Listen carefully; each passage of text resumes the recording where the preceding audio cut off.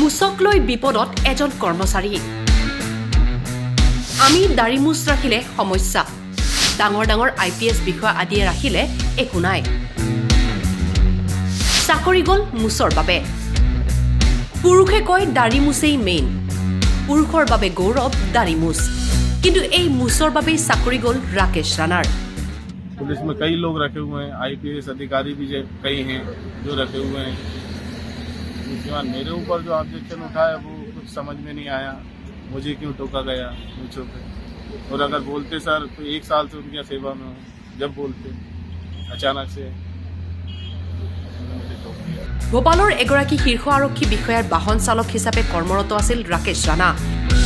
এবছৰ ধৰি কাম কৰি আছিল, কিন্তু হঠাতে কি হ'ল তেওঁৰ দাড়ি মুছক লৈ গমেই নাপালে, যাৰ বাবে চাকৰি যাবলগীয়া হ'ল তেওঁৰ। सर मूछे के ऊपर से सर का कहना था स्पेशली साहब का कि मूछे कटवा लीजिए आप, क्योंकि सर राजपूत फैमिली से बिलोंग करता हूँ। स्वाभिमान वाली बात भी है और पुलिस में भी श्रीमान बहुत ही अच्छा लगता है कि मूछे रखी हैं, एक जवान लगता है। और पुलिस में कई लोग रखे हुए हैं, IPS अधिकारी भी कई हैं जो रखे हुए हैं। उसके बाद मेरे ऊपर जो ऑब्जेक्शन उठाया वो कुछ समझ में नहीं आया, मुझे क्यों टोका गया मुझे पे। और अगर बोलते सर तो 1 साल से उनकी सेवा में हूँ, जब बोलते अचानक से मुझे टोक दिया। বাহন চালকজনৰ হাতত বিকল্প আছিল দুটা, চাকৰি নে দাড়ি মুছ, কোনটো বাছনি কৰিব? আচৰিত, নিজৰ দাড়ি মুছ ইমানেই প্ৰিয় যে লাগিলে নিলম্বনেই স্বীকাৰ কৰিলে, কিন্তু দাড়ি মুছ নাকাটে তেওঁ। श्रीमान मेरा ये मानना है कि मुझे तो कटवाऊंगा नहीं सर, निलंबन स्वीकार करूंगा, मंजूर नहीं करता हूँ सर। মালিকে বান্ধি দিয়া নিয়ম নামনাৰ বাবে তৎকালীনভাৱে ব্যৱস্থা গ্ৰহণ কৰা হ'ল তেওঁৰ বিৰুদ্ধে, আৰু চাকৰি হেৰুৱালে ৰাকেশ ৰাণাই। Bureau report, time 8।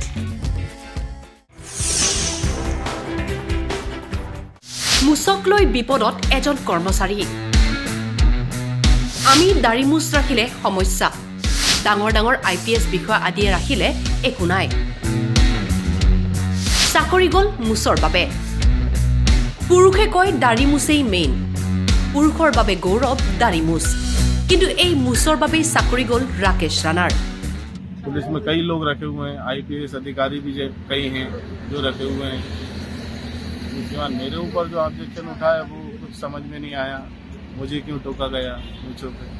और अगर बोलते सर तो 1 साल से उनकी सेवा में हूँ, जब बोलते अचानक से मुझे टोक दिया। ভোপালৰ এগৰাকী শীৰ্ষ আৰক্ষী বিষয়াৰ বাহন চালক হিচাপে কৰ্মৰত আছিল ৰাকেশ ৰাণা।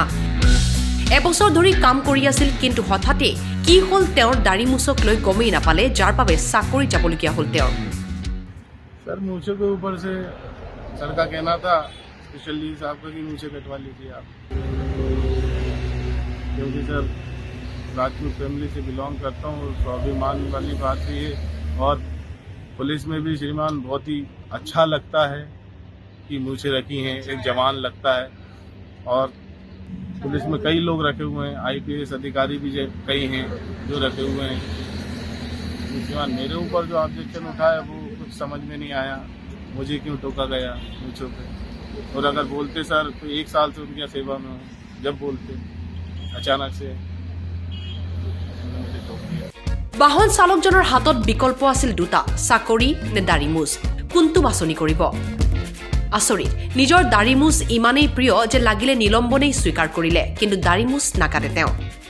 श्रीमान मेरा ये मानना है कि मुझे तो कटवाऊंगा नहीं सर, निलंबन स्वीकार करूंगा, मंजूर नहीं करता हूँ सर।